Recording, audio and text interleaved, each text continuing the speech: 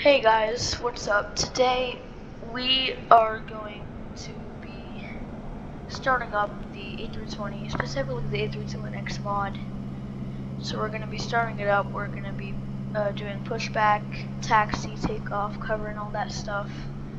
We'll be covering FMS setup, really anything. So we're going to go ahead and get into the cockpit to start to get things up. So first we're going to go to the overhead panel. So we turn battery 1, then battery 2. We get the external power. We turn on the ADRs to nav. If you need to refuel, then don't turn these on, but I don't need to refuel, so I'll go ahead and turn them all on. Now, on cruise supply, you want to turn that on. And then for emergency exit lights, you want to arm those. So most of like the temperature stuff is already set, you don't have to worry about that. We'll do seatbelt lights on, no smoking also on.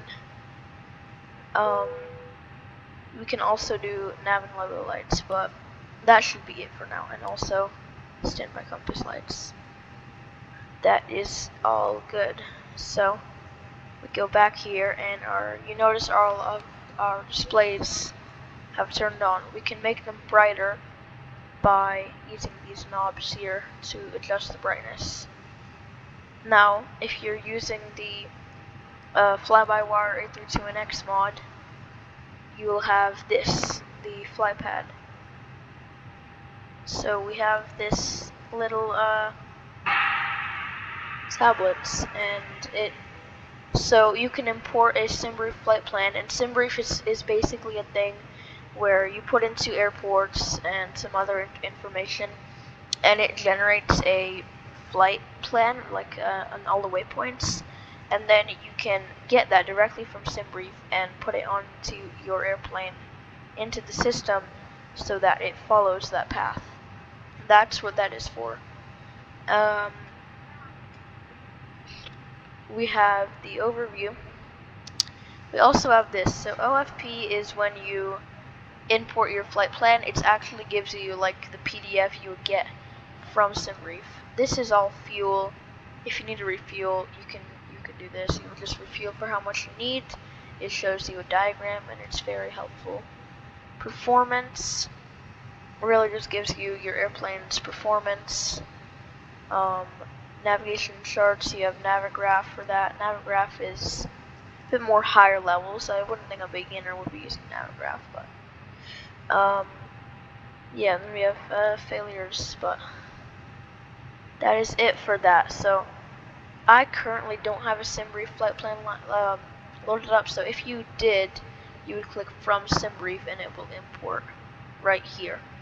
So the next thing we want to do is go into the FMS. So let's go ahead and do that. We would press Control 5 and it would take us into here. The first thing you want to do is probably go to the Init page, and here you can put in your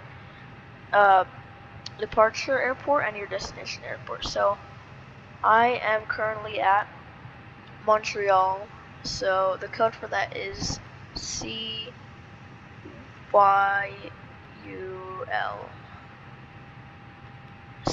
So that's the first part. Then we put a slash, and let's say I want to go to Columbus, Ohio. We just put in KCMH, and then we click the button here, and now it is in. So it's gonna show that. You just go back, and now it's in. It's gonna, like, if you look at your, let's go here. So we zoom out. It's gonna show you. Let's go to plan mode, and then it'll show you. It's gonna be a line. It's gonna go from CYL to KCMH. So that's your flight plan. If you turn on autopilot, the airplane is going to fly this route. So let's go back. Let's get in some other data. Usually you would just get this flight plan from SimBrief. I don't have one currently loaded up. Like, you would get your flight number. I'll just say like Air Canada 7852. I'll just put that in as my flight number. Cost index, you'll also get this from SimBrief. I don't have one, I'll just put in 15. And then flight level, you'll also get this from SimBrief. An average flight level is about like 36,000 feet. So you'll put in flight level 360, which is 36,000 feet. I'll be doing that. So then you have IRS in it, which, so mine, it's like auto align, but you would go and you would click it and it would align the ADIRs that I showed you when we were in the overhead panel. After you've done this, you can go to flight plan. So here you can pretty much see what your flight plan is. You can add waypoints here. If you have the waypoints from SimBrief, you just put them here. I'm not going to put it in this waypoint. So you also get your departures and arrivals. So you get departure, click your runway. Let's do 24 right, and then we do like a SID. We'll just do like CUIL1. Then we have our arrival.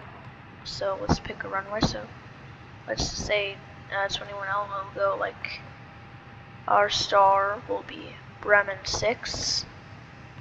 So star is like, I don't remember what it stands for, but it's the path you fly into to get into the airport, and SID is like the path you fly out of the airport. So it's kind of like, it's how they do it in real life to avoid problems with air traffic and stuff, so you fly the correct route out of the airport. So now that we've added these departures and arrivals, we have these waypoints here that are part of these departures and arrivals. So you can go back and look at this, and you'll notice if we move up, it will have all these added waypoints here. That is what we want to see. So let's go back into ARC mode, and we'll go back down to like 10 nautical miles, so we can see what this is telling us.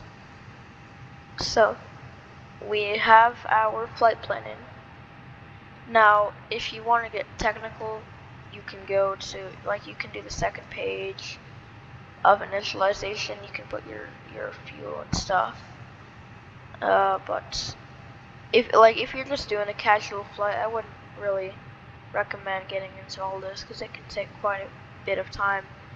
First page I would usually do, you would get all of your V1, VR, and V2, like your takeoff speeds from SimBrief. They used to just be able to pop into here, but they don't anymore. Alright, so that's kind of the FMS. You don't really need to do anything extra on this. Like, this is just what the basics, very simple kind of startup. Next thing you're gonna want to do, you would want to connect the jetway. I'm not gonna bother with that. You're gonna want to start the APU. So that basically makes the aircraft independent, so it's not getting it from a cart, ground power cart, and it's it can push back. So we'll go ahead and turn on the master switch. We'll wait a few seconds, then turn on the start switch.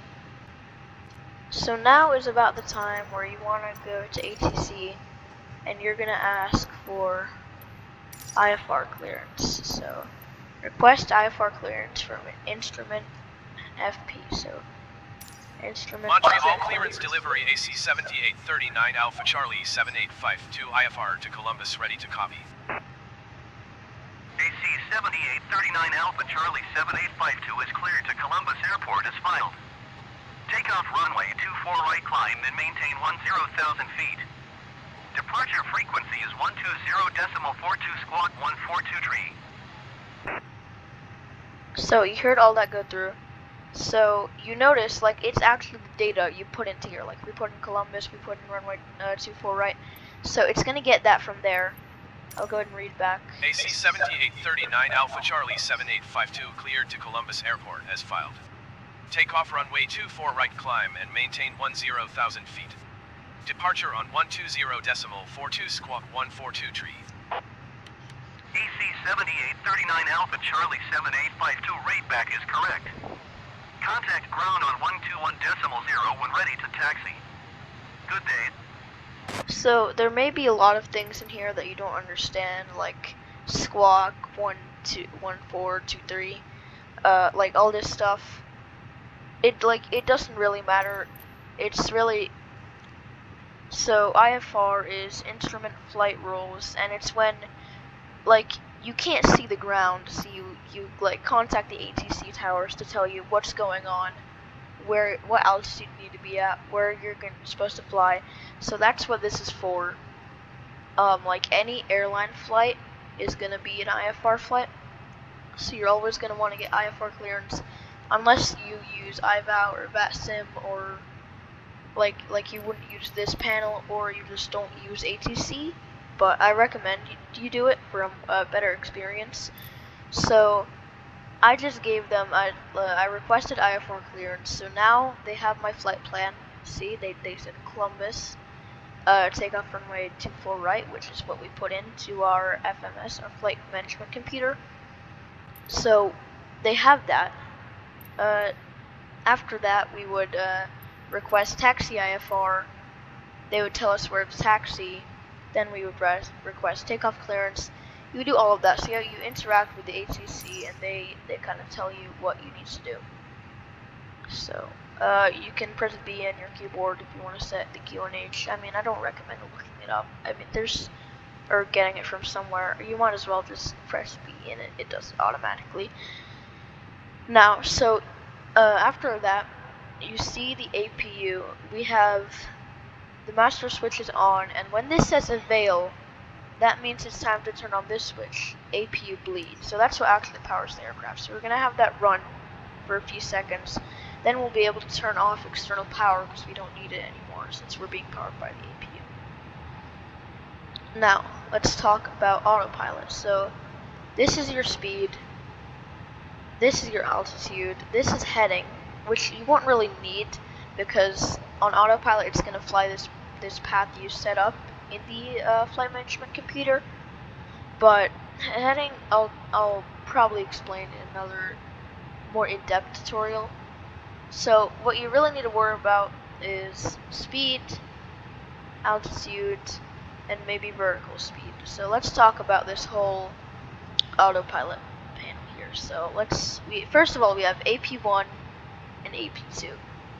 These are your autopilot switches. So to turn the autopilot on, press, turn it off, press again. It's obviously not lighting up because you can't engage autopilot on the ground, but that's how that works. Here is auto thrust. So what that is we have our throttle quadrant here.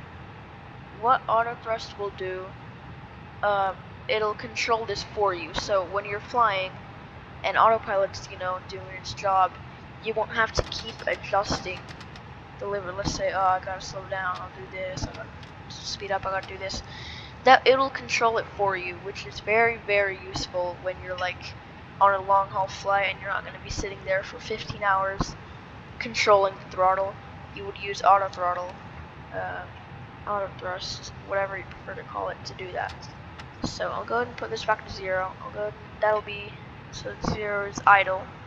This is reverse thrust, and this is positive thrust.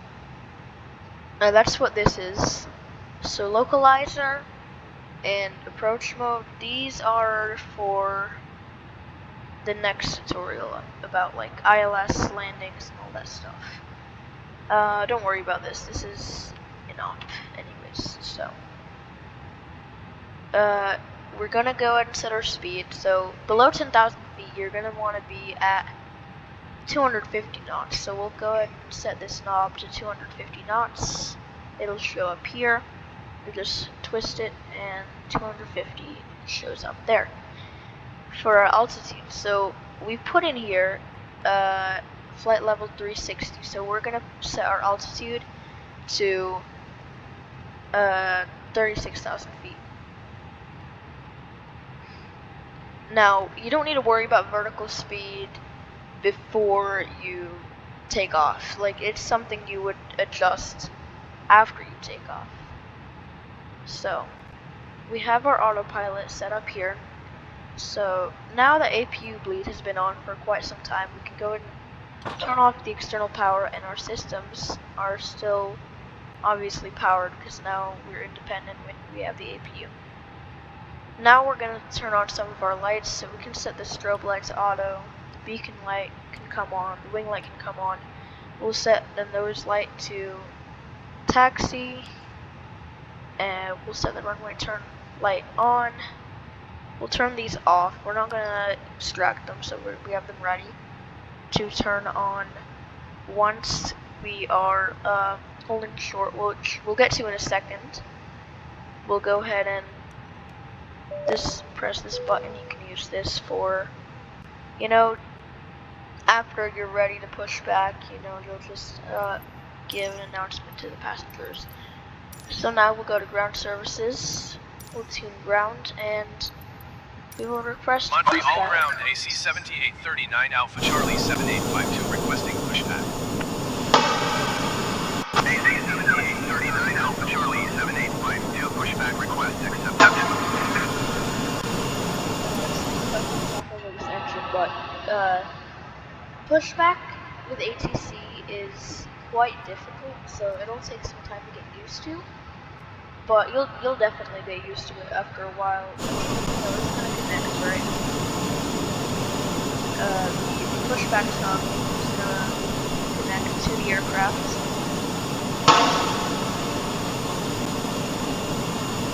Like so. So now you would go in and you would get this parking brake, so you click on that and turns the parking brake off. So now we're going to start rolling backwards. This is where we use the ATC controls. So I want to go to the left, so I'm going to ask them to go to the right, because it's opposite for them since they're controlling from the other side. Push right. Montreal ground, AC 7839 Alpha Charlie 7852 requesting pushback to steer the aircraft. See, we're doing it early because it takes a while to like transmit this. 39 Alpha Charlie 7852, your request has been transmitted to the operator. So we're pushing back here. Now this is a relatively good pushback, I'd say. So before we're lined up, we're going to Montreal ground, AC 7839 Alpha Charlie 7852 requesting the end of pushback. See how it takes a minute for them to actually get it? That's why you gotta time it up and kind of do it early. So we are now away from the gate. So there's a few things we gotta do. First of all, we need to start our engines. To do that, it's very simple. You just flip this knob to IGN start. Then you flip both of these switches on. Usually you would start engine 2, it starts, you start engine 1, it starts. I'm not trying to, you know, it's a very basic tutorial, so I'm not gonna go and waste my time with that. But the other thing we need to do now that we're away from the gate is that we can request taxi IFR.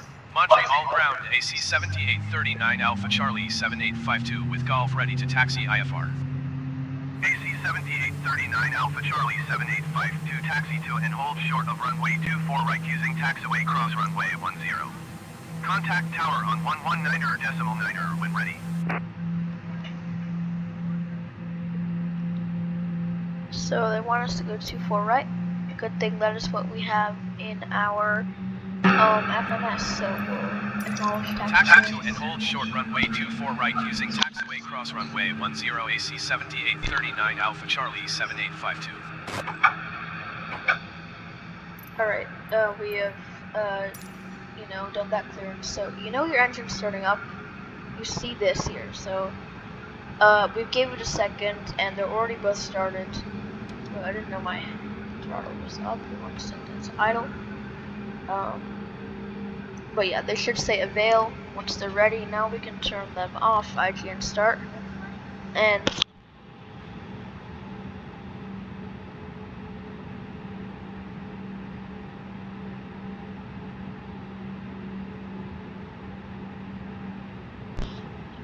so now that we have the engine started up, we'll go ahead and looks like we're already moving. We don't want to do that. we'll turn off the APU. Let's turn off the APU because we have the engine actually powering the plane now. So now that that's done, we can go ahead and taxi. Now, if you're a beginner, you'll probably be using the taxi ribbon because you don't know your way around every airport. I mean, I guess you could maybe figure it out, but I think it's just easier for a beginner to use the taxi ribbon. It's going to show you where you need to go. So, taxi speeds, I know a lot of people do this. They taxi like crazy. They put the throttle up to like 50% and they just go super fast. Taxiing isn't supposed to be that fast. You shouldn't go over 20 knots. So like it should be, like even I'm going a bit quick right now. You don't want to be, supermaning it through the like taxiway. Now this is gonna be quite the long taxi, so I'm gonna taxi to the runway. I'll cut the video, and so I'll see you there once we reach the runway. Alright guys, so we have just taxied up all the way from the terminal to the runway here. So we are currently stopped at this line you can see here. Now different airports will have different lines, usually they'll tell you runway ahead or something like that. But we have stopped here because we're holding short. So holding short is pretty much you get your lights ready, you get your stuff ready for takeoff, you get your ATC clearance, pretty much do all of that. So first we're going to start with the ATC clearance. So we tune the tower and request takeoff clearance IFR from the tower. Tower AC 7839 Alpha Charlie 7852 ready for IFR departure runway 24 right.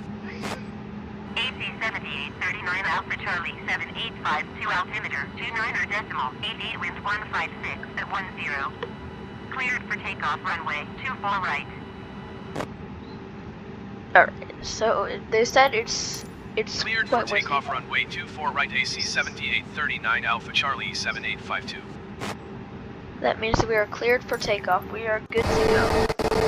But we don't just want to go. We need to get some stuff ready. So if we look on our eCam page, so we need takeoff auto brake set to max. So you'll find that right here. Max on. See, now that is off. It doesn't. Spoilers arm. So you can find the spoilers right here. It says speed brake. To arm that, you pull it up. That is how you arm that. You can tell you've armed it because the little warning thing goes away. Flaps take off. So that means on our flaps, so when we're taking off, we want to do flaps 1. What this does is it pretty much adds lift, so we're able to take off better. If you do flaps full, we're not going to be able to have enough, speed to take off. So when it means flaps take off, it means set to flaps 1. So see, that went away. And then to get the cabin ready, we'll make this announcement.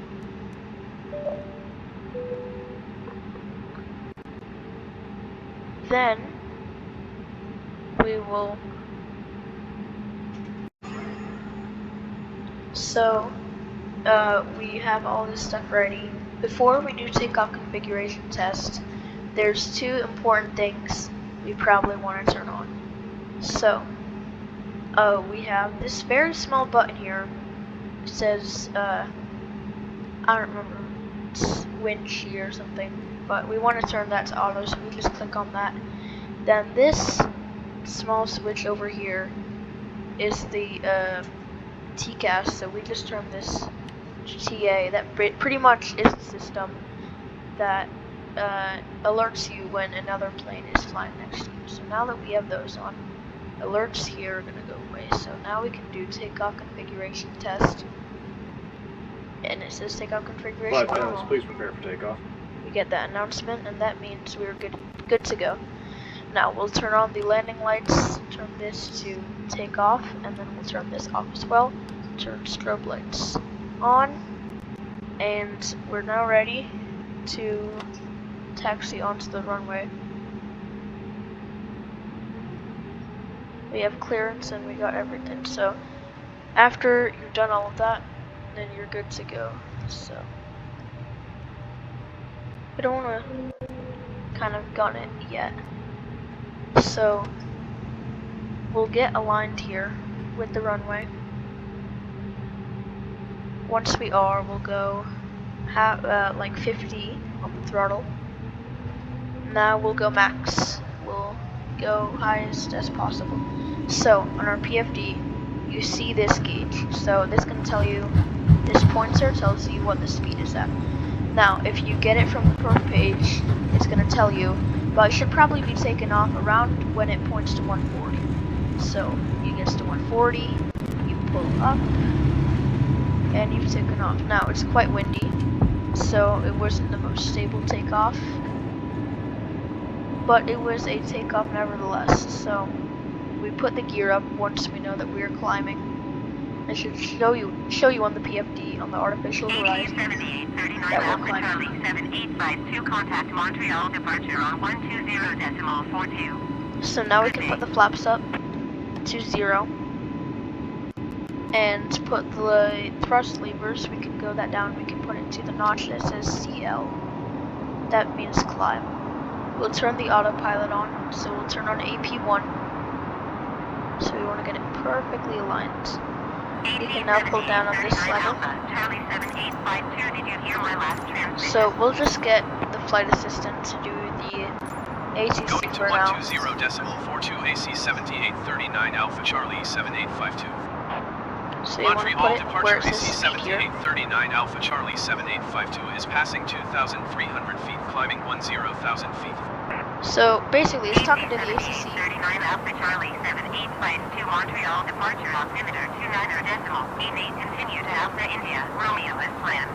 So it's just giving you like all the information you're gonna need when flying, since if you're high up in the air, you're not gonna be able to see.